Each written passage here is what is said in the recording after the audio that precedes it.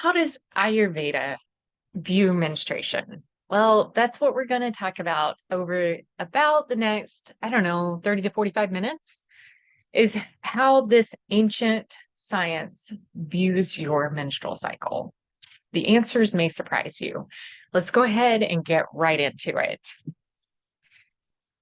To talk about how Ayurveda views your menstrual cycle, we really need to take a look at how Ayurveda sees you. And Ayurveda sees your body as a combination of material, so matter, and energy. And you have all of these conduits. So just like in traditional Chinese medicine, which I feel like many people are more familiar with, just like in TCM and acupuncture, your energy moves along meridians. Now, in Ayurveda, they're not called meridians. However, it's the same concept. They move along these energy moves within channels within your body. And if you've ever heard um, myths or just outright statements about how women are banned from certain religious activities. I know for me growing up, this was a huge thing in Christianity. It always like rubbed me the wrong way and made me question, why is that? Why should women be banned from participating in these things just because they're menstruating? Like they can't help the fact that they were born women and they can't help the fact that they're menstruating. It's so unfair to be banned from an activity just because you're bleeding.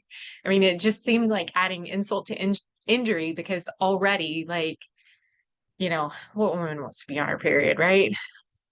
So, anyways, according to Ayurveda, the reason why women are banned from those ceremonies is to protect the natural processes that are going on within them, like during their period. And so it's to keep energy flowing in the right direction. And we're actually going to start out this conversation by talking about the five major energies within you and how those energies move and which one governs menstruation in particular. So let's move on. We're going to revisit this particular topic at the end. This why women are banned from certain religious ceremonies. We'll revisit that at the end just to kind of wrap things up, tie a nice bow on this conversation. For now, let's look a little more deeply at these five energy movements within your body.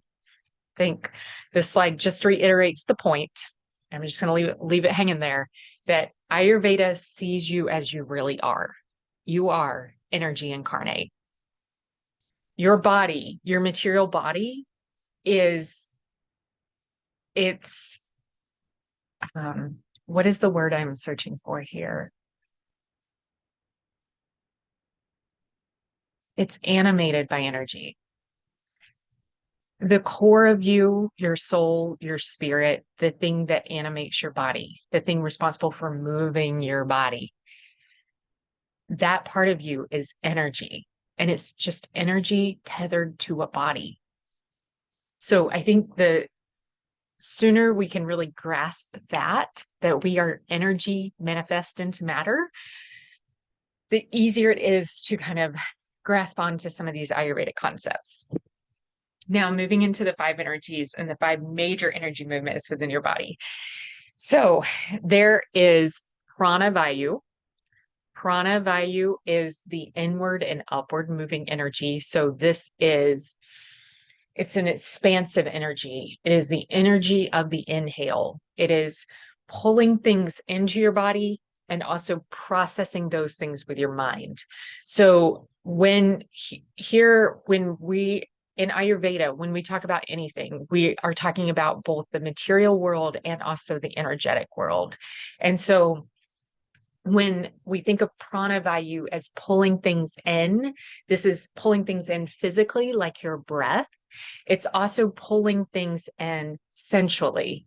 And you'll notice that, four of your five senses are all located in your head, right? We've got sight, sound, smell, and taste all located in our head. And then while touch is you're capable of feeling touch in everywhere on your body, basically, right? However, all of that's processed right here in your CPU, up in your brain. And so prana vayu is responsible for bringing things into your body and also in that involved in this processing of those things that you received. So it's all very much related to your head. All right. Moving on, there's also an outward and upward moving energy. This is the energy of expression. This is exhibited physically, for example, when you throw up. So you've got outward and upward moving energy. While you might think that your exhale would be related to this outward and upward moving energy, that's actually not the case. And we'll talk more about that in a little bit. So this outward and upward moving energy, in Sanskrit, it's known as Udana Vayu. And again, it's the energy of expression. It's how you take what you've brought in and processed through Prana Vayu, and then how you communicate that back out into the world. So this is your communication, your voice, would be an expression of Udana Vayu. And then with this one, it's very much interaction with the world. And again, like a forward movement. So prana is an expansive movement, and Udana Vayu is a forward movement, how you're processing and reacting to the things that you receive in. Then moving on to the outward and downward. This is an eliminating energy. The Sanskrit word for it is apana vayu. And this particular one is actually associated with your exhale. I mean, it's associated with things like peeing and pooping, right? Like that, you can see outward and downward, eliminating processes. And it's also associated with your exhale. And this one was hard for me to grasp. And I think the best way to do it, or to actually feel this in your body, is by doing a few breathing exercises and really focusing on extending the length of your exhales.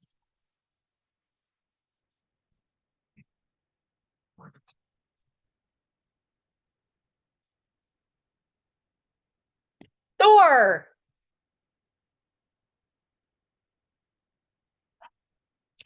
Thor! Woo! Damn it! What do you guys even see? There's nothing even out there. Moose!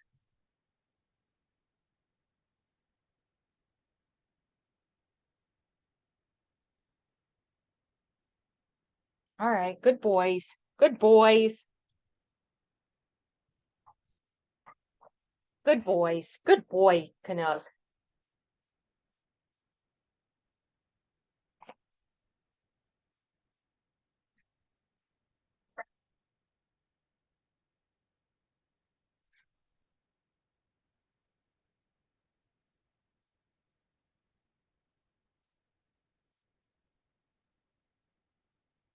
Then there's the outward and downward moving energy of apana vayu. And so this is an eliminating energy.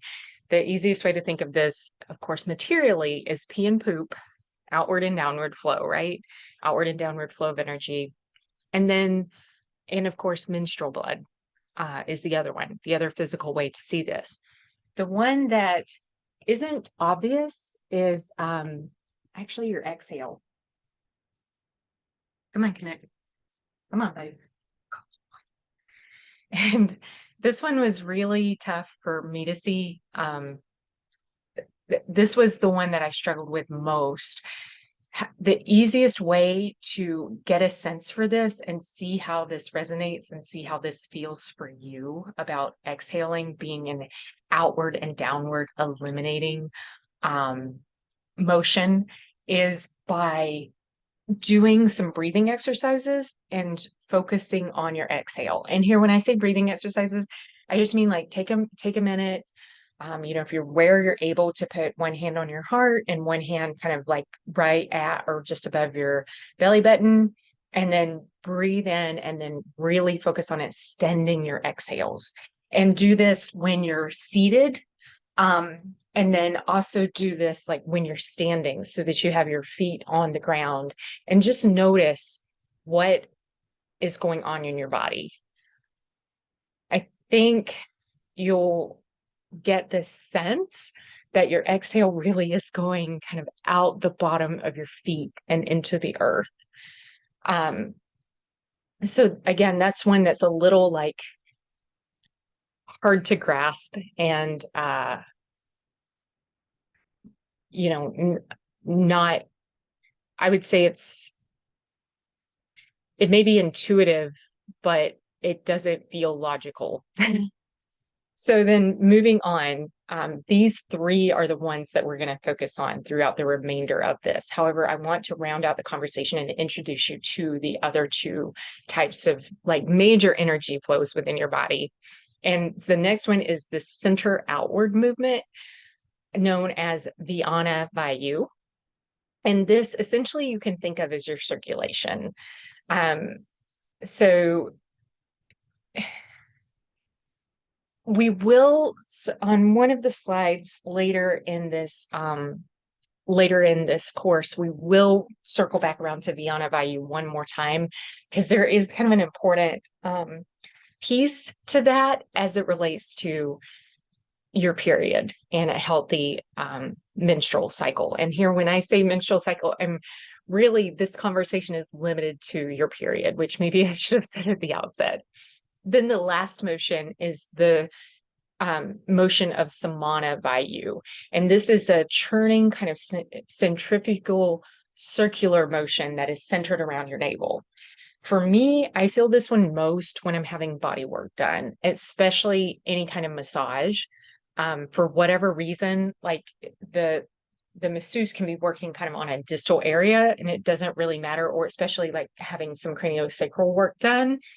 And I just feel kind of this churning motion around my navel. And then the other time that I do it is in certain yoga postures, especially bow pose. And I would say camel, but that's not true, because in camel, all I feel is it's way too open and I'm nauseated. So anyways, yeah, especially bow pose. I think that's all for that. Let's move on and talk about those first three. So prana, udana, and apana vayu in more detail. So we'll start out with prana vayu. And again, this is that inward and upward moving energy. As I mentioned before, this is an expansive energy. Just to reiterate that it's the pulling things into your body. It's the energy of inhalation and, the receipt of food, and all of your senses. Again, just to reiterate that this one is associated with receiving and processing information and interacting with the world. Modern day life demands a ton of pranavayu. Whether you're traveling often, whether you're multitasking at work, whether you just have a busy schedule, even if you're able to monotask, which I don't know anybody in today's world that can really, or has the luxury of monotasking. But anyways, let's say that's you, but you just have a really busy schedule while you're monotasking, like whatever that looks like. Pranavayu is very apt to get out of balance. So if we were to think of like these five energies, and we were to consider ourselves like a battery or a reservoir of energy. So if we were at 100% full, and then we were to equally split up the energy level between these five energies, each one should only be using at max 20% in order to keep things balanced, right? Like everything needs its equal share of energy flowing and supporting these really vital movements within our body. Like we need to process our world. We need to express ourselves in our world in order to be happy and to be whole and to be functioning as we should in society. So we need prana vayu, we need adana vayu. We also need to eliminate things from our body. So we definitely need apana vayu. And then, of course, circulation is super important. So we need Vyana Vayu. And then our digestion, which you can think of that like centrifugal motion around your belly button is associated with Samana Vayu. Like that's important too. And that's like kind of like a transformative centrifugal, like metabolic energy. And that's vital too, right?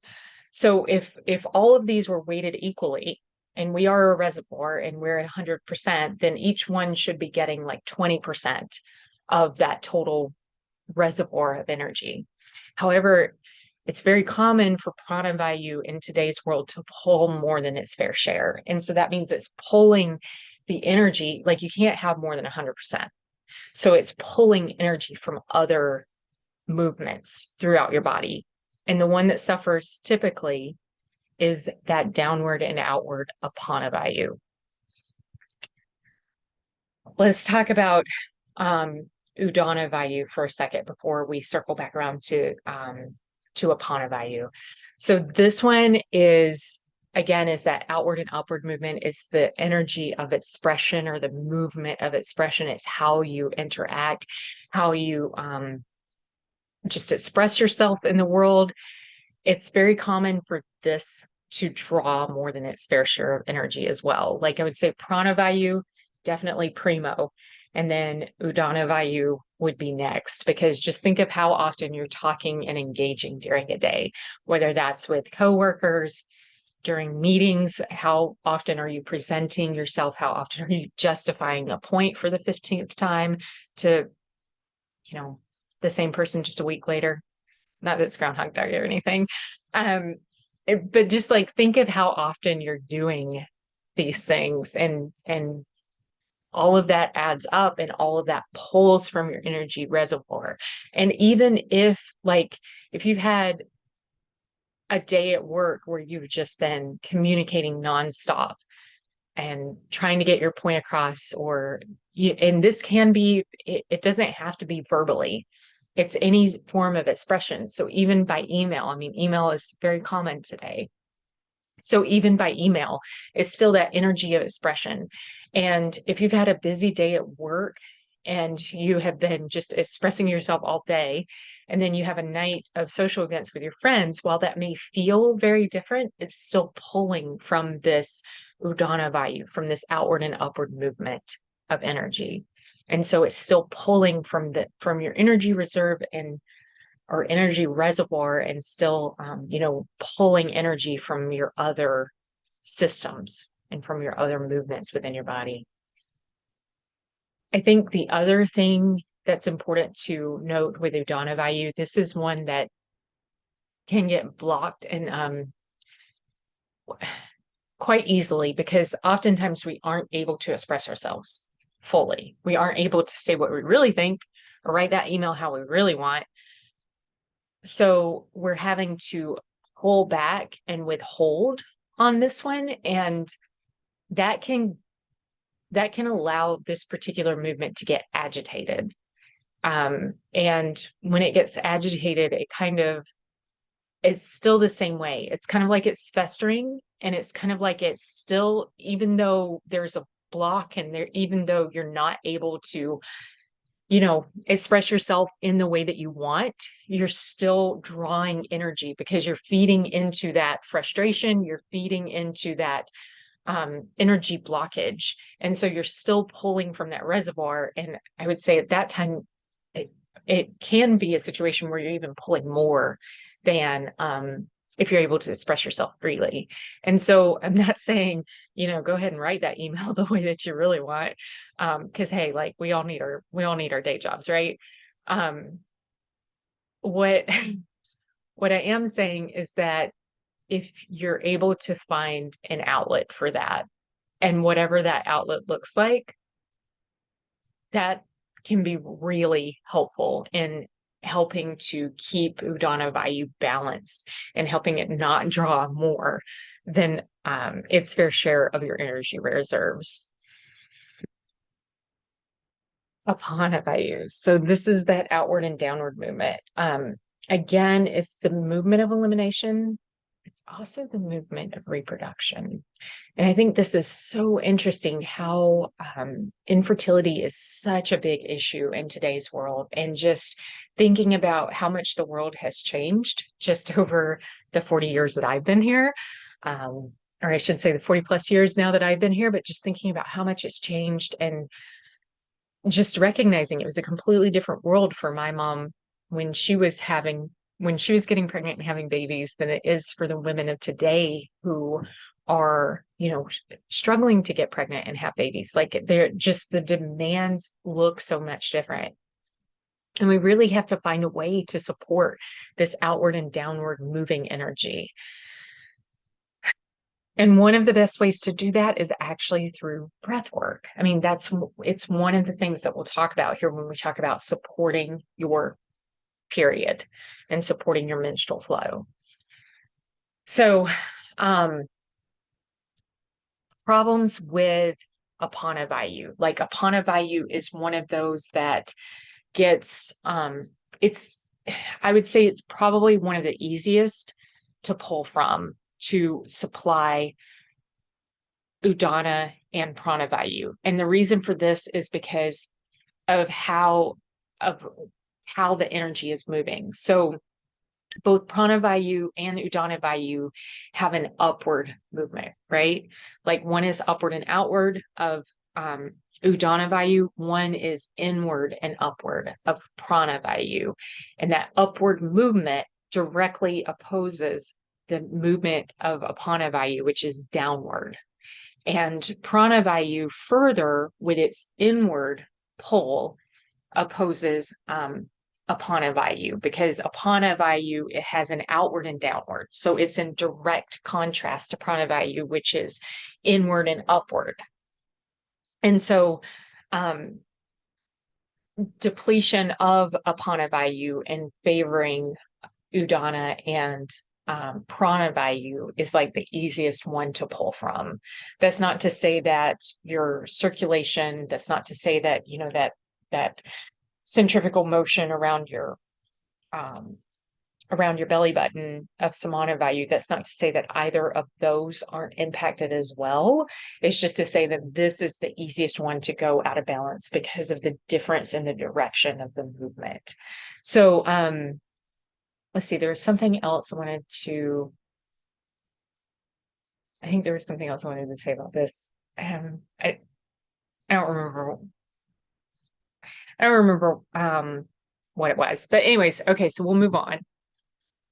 So how do you restore balance between all of these energies that are moving?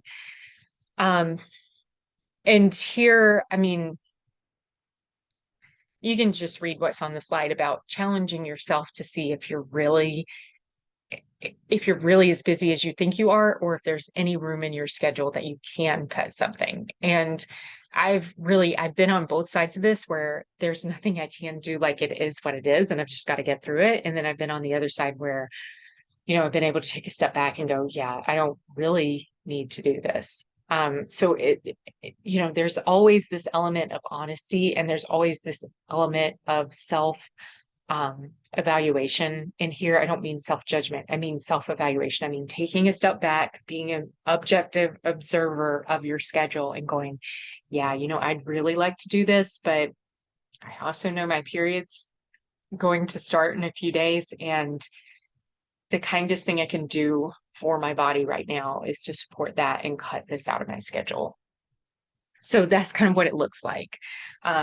It's kind of this, it's kind of this push and pull between what your mind, what your ego wants to do, and then what's best for your body. Yeah, and it's not always to say like cut the girls' night out. That's not what I'm talking about. I'm talking about like, can you push that deadline at work? Or are you really needed in that meeting, or can somebody else handle it? Like, it's the delegation. Like, there's other ways the ego presents other than just like in the fun stuff. It's oftentimes work related. So anyways, and enough about that. We'll move on. So Ayurveda's recommendations for supporting your body during your period. Well, we're going to go through all 10 of these. And this particular slide is downloadable just for you for a quick reference. Let's go ahead. Now, some of these, like the first 5 of these, you're going to be like, yeah, I know that already. We're going to move through them anyway. We'll probably move through some of these a little more quickly just because they're pretty obvious and you've probably heard them before. We're going to spend some more time on some of the ones that are less obvious, or just ones that you likely haven't heard of before, and then about like how that ties into supporting that downward and outward moving energy. Which reminds me, the thing that I wanted to mention on that Apanavayu slide is, if you've ever noticed that traveling makes you constipated, or when you're really, really busy, you get constipated, this is why, because it's pulling, because then Pranavayu and Uddanavayu are pulling more from that downward and outward moving energy of Apanavayu. So, tight clothing. All right, so we're launching into the first of the 10 ways to support your body Ayurvedically during your menstrual flow. And this is to avoid tight clothing. So it doesn't matter whether it's jeans, tight banded skirts, the workout pants that make your butt look really great, it doesn't matter. By wearing these tight fitting clothing, and especially anything that's tight around your waist, it restricts that downward and outward movement. It restricts blood flow to your reproductive organs. This is one of the reasons why tight clothing is contraindicated if you have recurrent UTIs, because it constricts and restricts blood flow to that region. So opt for loose fitting clothing definitely during your period, and even leading up to your period. Loose fitting clothing can support a healthy flow. Lighten your routine during your period. This one is so hard to do sometimes. Like, you can't control. The thing is, you can't control your work schedule when you get stuff thrown at you last minute. You just can't. But what you can do is work for some of the things that have a deadline during your period. And this would, of course, change from cycle to cycle, but you can kind of anticipate within a few days. But of course, it's going to change from cycle to cycle because your ovulation day likely changes from cycle to cycle. But once you ovulate, then okay, my period's going to come in about 12 to 16 days. So what is there in my routine? Like, what deadlines are coming up in 12 to 16 days that I can work on now and alleviate some of the stress later? Because I think sometimes, we definitely have that flexibility. Like I say, the last minute things, there's nothing to do about it. But with the things that you can control, you can definitely pull things forward. At work, go ahead and delegate some things to clear your schedule so you can, pull the important tasks forward. And then also, especially with your evening routine and your after work routine, if it's possible to kind of clear your schedule for that couple to 3 days before your period starts, and especially during your days of heaviest flow. And I really think the couple to 3 days before your period is important, just because your body is preparing for this large downward and outward movement. And, supporting it in advance, it kind of sends safety signals to your body that it's okay to bleed. And then, hopefully by sending those signals to your body, then the response is, since it's okay to bleed, it is safe to bleed, I don't have to struggle so much to bleed. I don't have to create the PMS cramps. I don't have to, cramps are the biggest ones that are kind of tied in with that safety issue, because when we're talking migraines that are associated with your period, a lot of times that's more from a hormonal stance. And that's a little bit bigger scope than just this supporting your period, or supporting your body during your period. So here I'm really talking about the cramps. However, it's not to say that it's not going to help your migraines as well, because the other piece to that is migraines are a circulatory problem. They're a constriction of the circulatory system. So once again, that represents that the circulatory system is depleted. And this goes back to that Vijnana Vayu, that circulatory movement throughout your body. It goes back to that. And so that's depleted. And the reason for that depletion is because Apana Vayu needs that energy. And so Apana Vayu, the downward and outward movement, is pulling it from somewhere.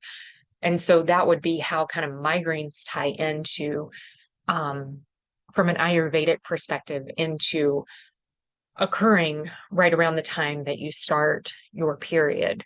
So by lightening your routine, you can really help to support that downward and outward movement. And again, by doing this a couple to 3 days before your period starts, can be really helpful. And while I'm talking through this, if you have any questions about how to know when your period starts, be sure to check out the link to Rain Organica's course on avoiding pregnancy naturally.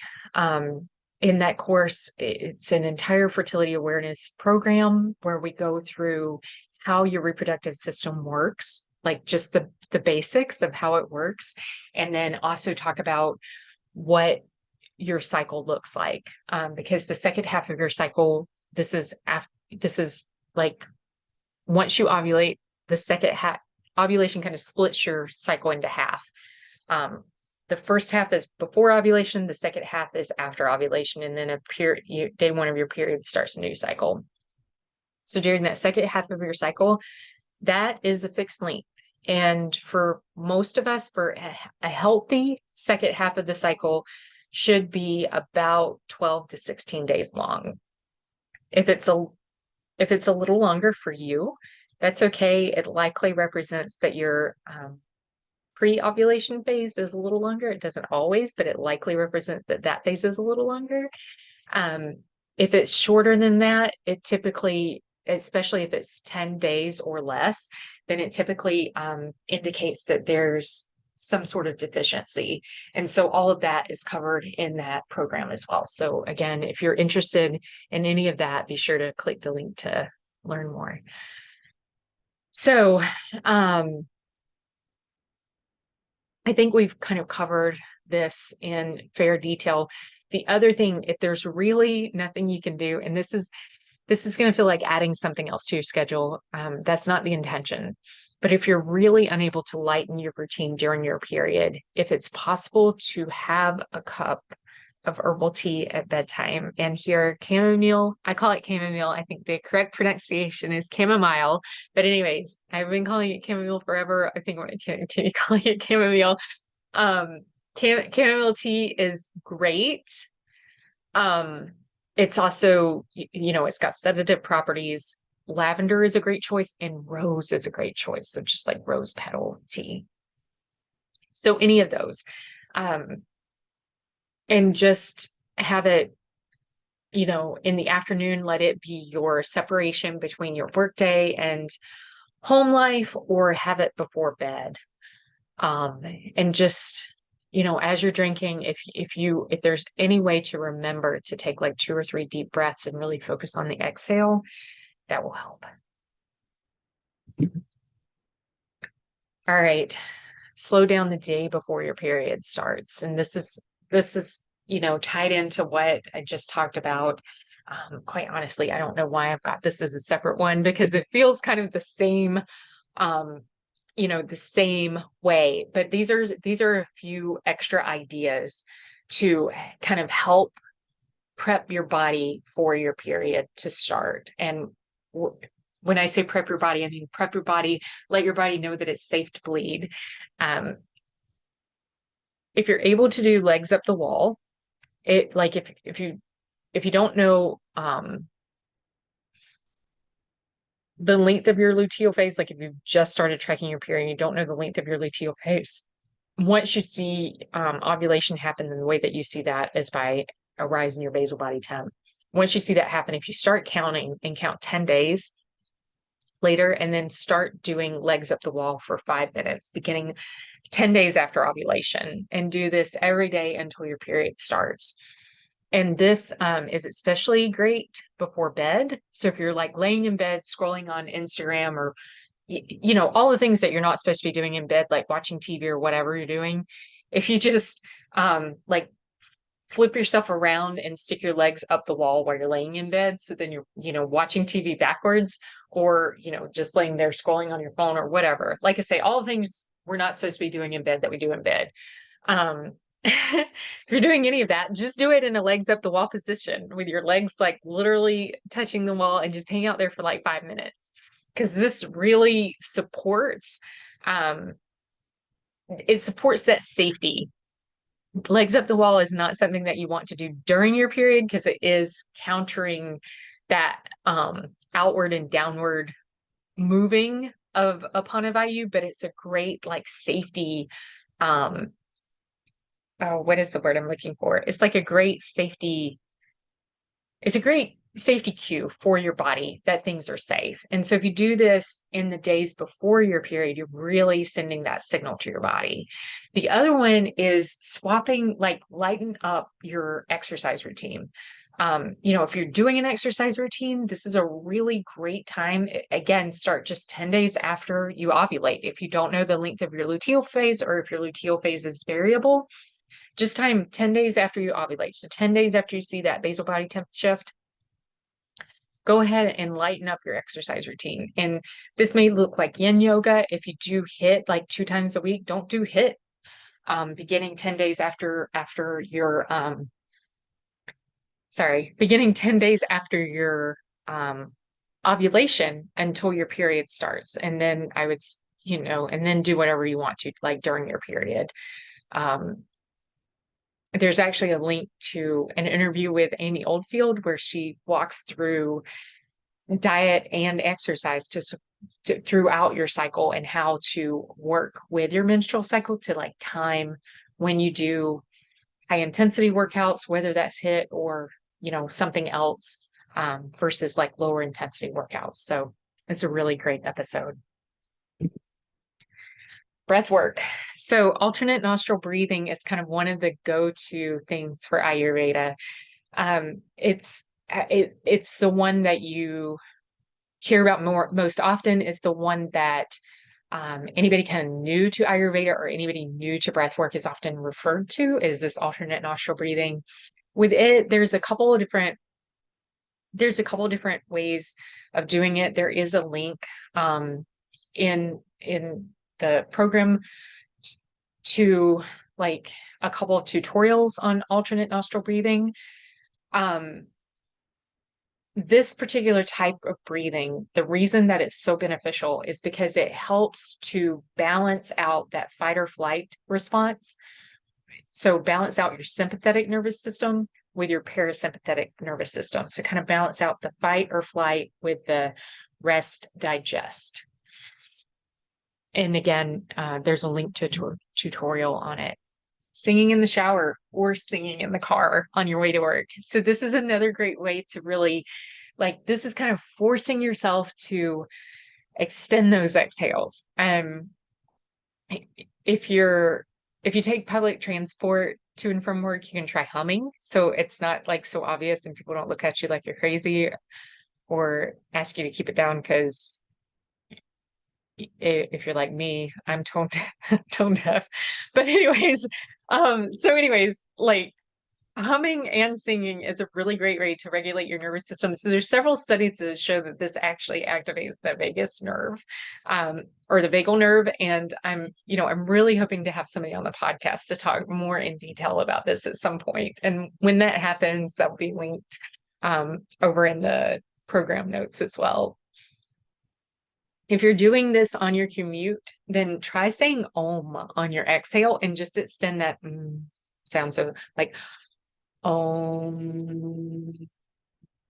because the resonance of it, it's all about the resonance. So yes, I realize that the act of like we want to be careful about talking and expressing ourselves too much and using too much udana vayu, right? But this, like when you're singing along with a song or you're doing something like just saying om or humming or doing any sort of mantra, um, the point of it is even though you're talking, the whole point is to stimulate that vagal nerve and kind of drop you into your body, drop you into that rest and digest state. So get your parasympathetic nervous system like turned on and toning down your sympathetic nervous system. So, um, anyways, I think we've covered that in detail. Breath work, focus on your exhale. We talked about this already. Um, if you can focus on your exhale and here, like I think a few of the best things that I've heard people say is actually set a time, like set a calendar reminder for 3 times a day. And when that reminder pops up, you do 2 minutes of breathing and you can just sit at your desk. And if you're able to, like if, nobody's watching or whatever, if you can put a hand on your heart and then another on your belly button or just above your belly button, like your solar plexus area, and then just breathe. And if you are able to let your belly hang and like really like do some belly breaths, that's even better. So if you're not totally cool, like just able to like breathe normally or whatever, you can also put both hands on your belly or on your solar plexus. That's another great thing too. Like if that's less obvious, um, and then just breathe. And as you're breathing, focus on extending those exhales. And again, we've talked about that earlier, just kind of introducing here that idea of scheduling those on your calendar. Like go ahead, set it up, make it recurring daily, same time, same time every day, or whatever 3 times a day that work best for you. And but just have those reminders there. And when it pops up, do it. Belly breathing. So this is another one. In case alternate nostril breathing, humming, and focusing on your exhales, if any of that's not for you, um, then belly breathing. Like seriously, if you can put your hand on your one hand on your heart and one hand on your belly and just breathe, there's like or both hands on your belly, like either or, there's pretty much 100% chance that you're going to feel more relaxed if you do that and just take like 1 or 2 breaths. I mean, it doesn't have to be anything major. It doesn't have to be anything even, crazy audible. Like I know when I do breath work, I'm always like, it doesn't have to be anything crazy like that. It can just be like a normal breath in, like nobody even hear you, and then like a normal breath out. And you can breathe out through your nose or through your mouth, whichever one you're most comfortable with. Just extend your exhales. Um, any of these breathing exercises. So this was really interesting when I was pulling these slides together and like looking into this more and looking into breath work and what the science is behind it. There are actually studies that show that if you have migraines or if you struggle with a B12 deficiency, then breath work can help with both of those. And this was pretty interesting. So the vagus nerve stimulation, it's been studied actually for a really long time in treating epilepsy, treating depression, and also in helping to improve vitamin B12 absorption. So if you've been supplementing with B12 and you haven't seen any changes in your levels, it might be time to add 6 minutes of breath work into your day. And again, it doesn't have to be 6 minutes all at once. It's like 2 minutes at a time. All right, so this brings us to the third um, tip for supporting your cycle, and this is skip the tampon. Anything that restricts downward flow, restricts the natural downward and outward energy movement of elimination. And tampons are the most restrictive type of menstrual hygiene product because they're more likely to sit against your cervical opening. And just a quick review of your anatomy here. So your vagina, of course, is the cavity that's open from the world up to your uterus. Well, separating your vagina from your uterus is your cervix. And your cervix, the way I like to describe it is as a donut-shaped organ, because you're also able to think of it as a gate, and it has as a fence. So it's a fence between your vagina and your uterus, and just like a regular fence, it has a gate in it. And that gate is open, is what is is open during your menses. And so that's what's allowing the flow of blood out. And so if you have a tampon inserted into your vagina, then it's sitting up against your cervix and it's kind of blocking that cervical opening. So again, if you think of your cervix as a donut-shaped organ with a hole right in the center of it, you stick a tampon in there, and then the tampon is, is blocking that opening. So menstrual cups are better because they are shaped to sit on the cervical tissue. So on the cervix itself, again, if your cervix is shaped like a donut with a hole in the center of it, the menstrual cup sits on the cervix, on the wall of the cervix, and that leaves the opening open to drain freely, or to allow the passage of blood freely, free flow of blood. Skip external oiling. So this one, in Ayurveda, there is a daily practice called Abhyanga, which is self-oil massage. And this is literally the action of applying oil to your body every day. And there's several purposes for this. One of them is detox. And I mean, of course, lubrication is one, but Ayurveda is really big on using oils for detox. And this is both internal and external application of oil. Internal is like using ghee in cooking, taking ghee, by itself to help cleanse the body. When we're talking external application, it's application of, depending on your constitution, an oil like sesame oil or coconut oil, or those are the two, or sunflower oil. So those are the three probably primary ones. And it's doing it daily. And one of the things that this does is help with detox.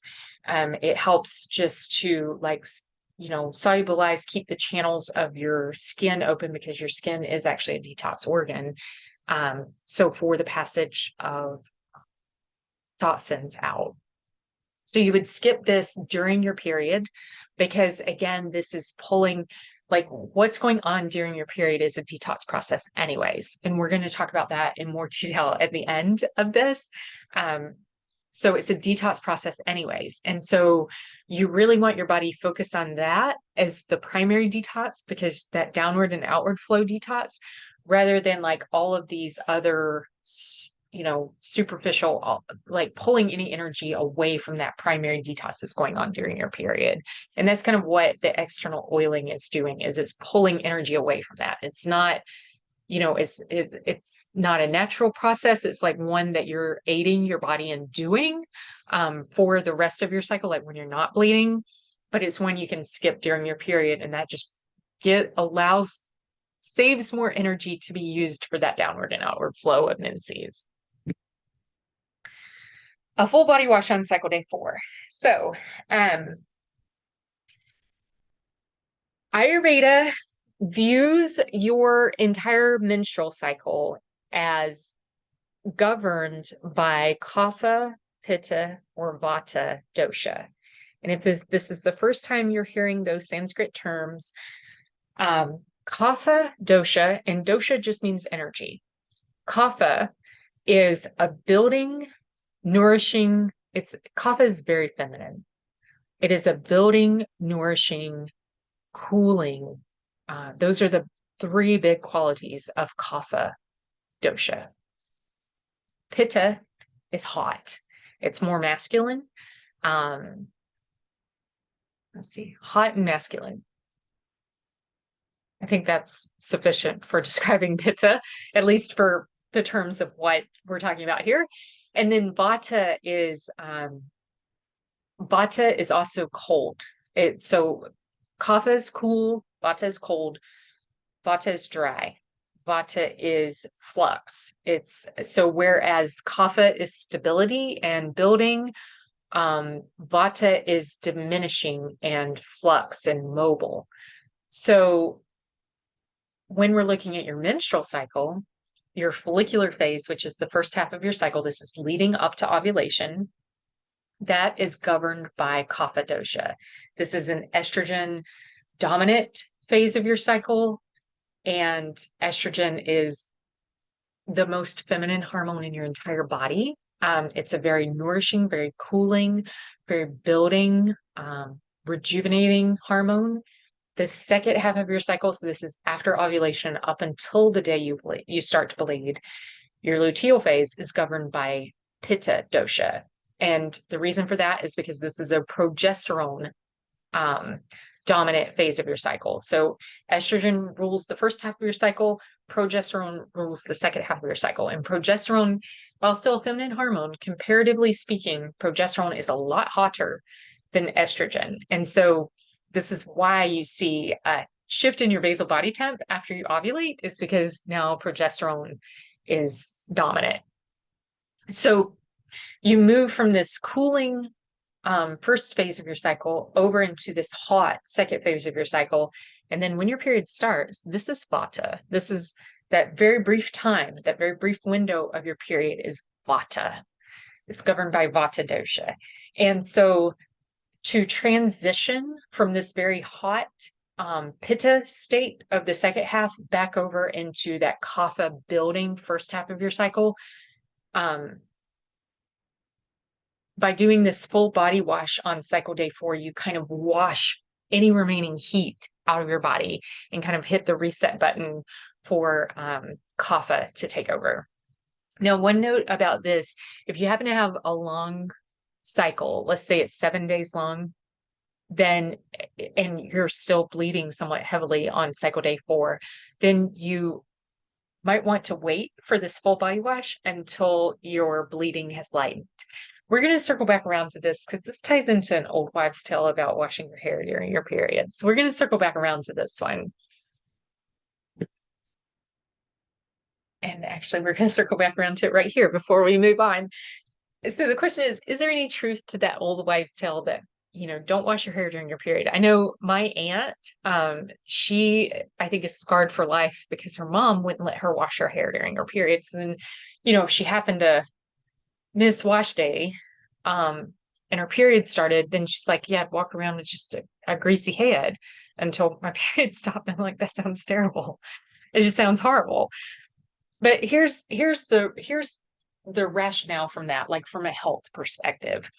So Beyond value, that energy of circulation is more of it is required when you wash your hair. And the reason for that is because like 90% of your heat goes out the top, goes out your head, right? Like we've heard that our whole lives, that so much heat goes out your head because of the higher surface area of your head kind of compared to the volume or whatever of your head. So anyways, so what this does when your hair is wet, like regardless of the room temp, regardless of whatever, when your hair's wet, comparatively speaking, and it takes a long time to dry compared to the rest of your body, like even when you towel off, like your hair's still wet. So this circulation, the energy of circulation is required to kind of spend more time, or more energy is required to heat up your head. So this is why the vessels in your head would dilate to allow for more blood flow, to allow for, keeping your head warm when your hair is wet. So this is why, from an Ayurvedic perspective, it supports not washing your hair during your cycle. Now, does that mean I don't wash my hair during my period? No, it absolutely does not mean I don't wash my hair during my period. Like I wash my hair when it's needed. However, what I try to do, and this does not always work out 100% of the time, what I try to do is, because I generally know within, a day or two when my period's going to start, is try to go ahead and wash my hair before I expect my period to start and then not wash during the heavy flow days. Now that doesn't always work. And I mean, if my hair is driving me crazy, I'm going to be washing it. It's something to keep in mind. If you have severe PMS, if you have severe cramps during your period, then it's something to maybe keep in mind, something to maybe think about and try. Um, with all of these, you're completely free. You are in the driver's seat. You're in control here. So you're completely free to take the ones that you want and leave the ones that you think are crazy. So, but just kind of, or the ones that don't work with your lifestyle, either or. Even if you don't think it's crazy, if it doesn't work with your lifestyle, just leave it. So, either way, that's kind of the additional, like Ayurvedic perspective behind this old wives' tale. Skip the inversions and the heavy exercise. So there is actually quite a bit of modern day science that says that one of the working theories for what causes endometriosis is inversions. And do inversions like during your period have anything to do with the flow of menstrual blood back up into your body rather than down and out? And so, yes, this is very much a hypothesis in modern day science, like in Western world science. So skip the inversions and the heavy exercise during your period. The reason for skipping the heavy exercise goes back to what we just talked about, where you don't want to use more than your fair share of energy in circulation. So you don't want to use more than your fair share of Vyana Vayu during your period. So by skipping the heavy exercise, you're limiting how much your body is using for circulation, and keeping that kind of in control. And so that Apana Vayu can pull from that and support that downward and outward flow. Again, just one more note on endometriosis. This brings us back to what we talked about earlier on these religious and on these religious ceremonies during your period, activities that are deeply spiritual in nature. And this is the ones that, again, like I say, this just rubbed me the wrong way as a Christian reading through the Old Testament. Like, why were women banned from this while they were menstruating? The reason for it is actually rather beautiful. And it's something that, I really wish was still included in scripture, taught in church. The reason for it is actually for your health. So when you're using so much energy for that inward and upward movement of prana vayu, like is going on during highly religious or highly spiritual, it doesn't have to be religious. I mean, Ayurveda is another one that bans menstruating women from certain activities. And the reason for this is because all of these activities are supporting that inward and upward movement of prana vayu. And it's to protect menstruating women from, from having energy moving in the wrong direction. And this is another thing that I think, I feel like Western medicine is missing. Science is science is so far ahead of where Western medicine is. And I feel like, science is starting to catch up with some of these Ayurvedic ideas and concepts that are thousands of years old. Western medicine is lacking. It doesn't mean it won't get there. But I think for when we're talking about a condition like endometriosis, and in case you aren't familiar, and sorry, I should have shared this on the last slide. when talking about inversions. So in case you aren't familiar with endometriosis, this is where the uterine lining that is shed during menstruation, this is where instead of being shed and flowing out through your cervix and then out through your vagina and then out of your body, it actually flows backwards up into your body. And so what happens is those uterine cells start depositing within your abdominal cavity usually.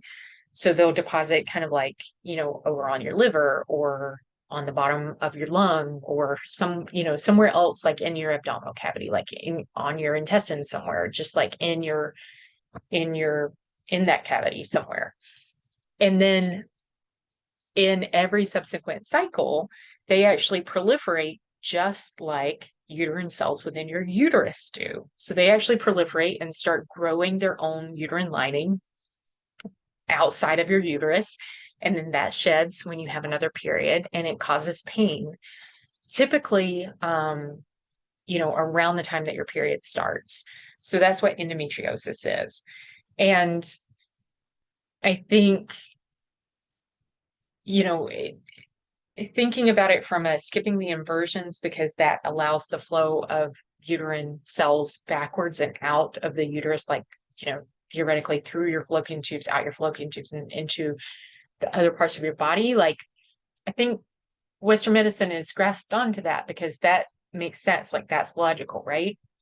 It's this other piece of it, is this energy piece that I think is missing from the Western medicine perspective of it. But in Ayurveda, it would be avoiding anything that unduly pulls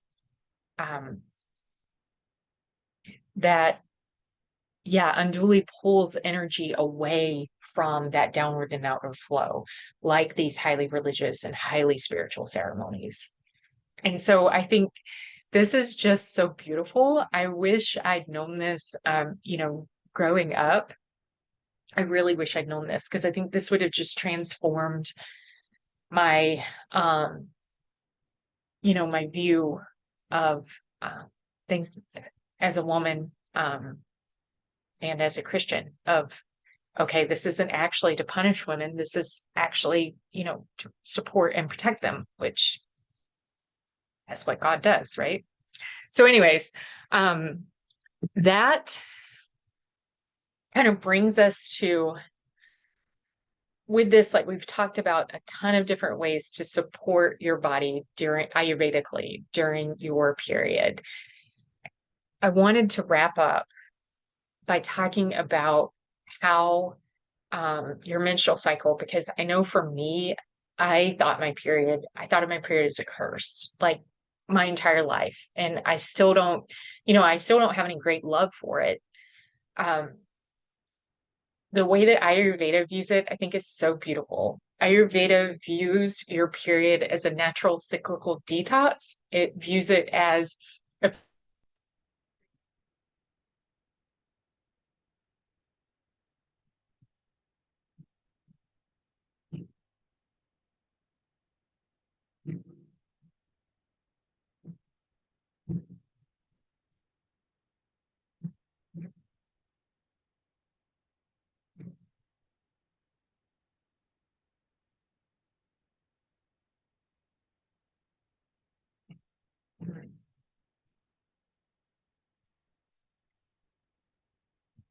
Come on, Rachel, lay down.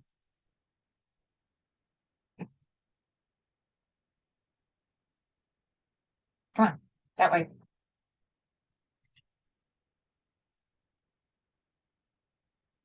Thor, lay down. Come on. Come on, buddy. Lay down. Thor, lay down. Good boy.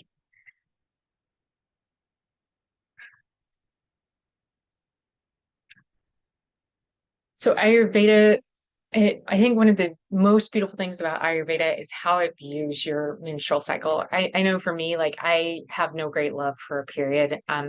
Yeah, I grew up thinking it was kind of the bane of women, and even knowing what I know now, like I don't love it.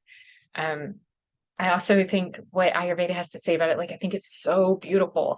So Ayurveda views your period as a purification process that's only available to women.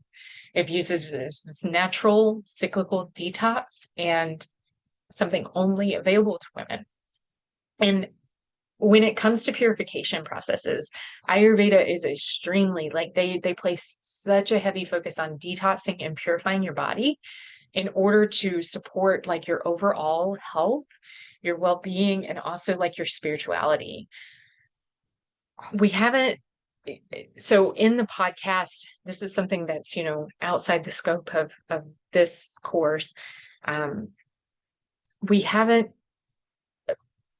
In this course, we're not going to talk about panchakarma. It is something that has been covered over on the podcast. And so you'll find links in the program notes on episodes to go and listen to more on panchakarma.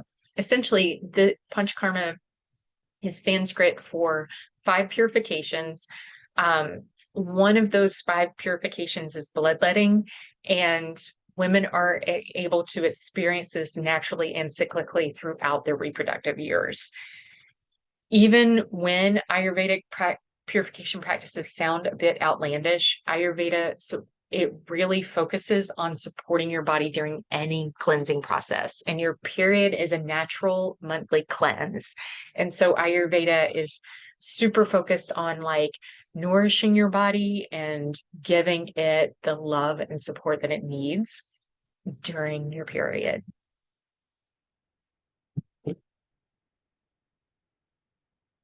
Any purification process involves, so I think I just said that, this concept of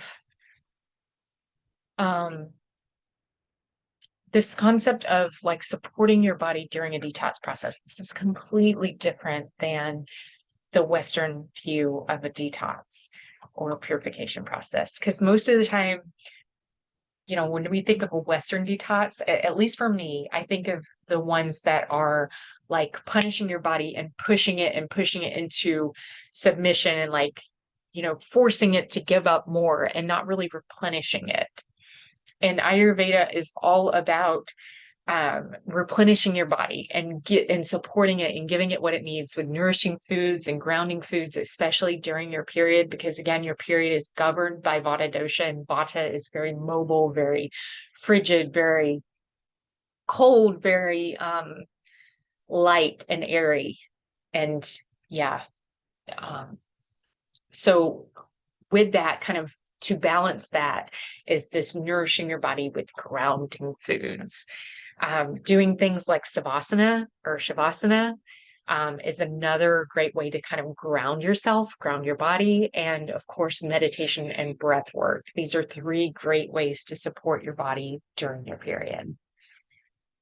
So that wraps up an Ayurvedic view of menstruation. If you enjoyed this program, go ahead and share it with a friend. This course is free, at least as of the date of this recording in February 2023, it is free. So feel free to send that link over to a friend. And again, in case you're interested in learning more about how your reproductive system works, how to figure out, when your period is likely to happen, and just overall how to avoid pregnancy naturally, then be sure to check out the link in the program notes for Rainer Genneke's course on fertility awareness for natural contraception. Thank you so much for joining me for this.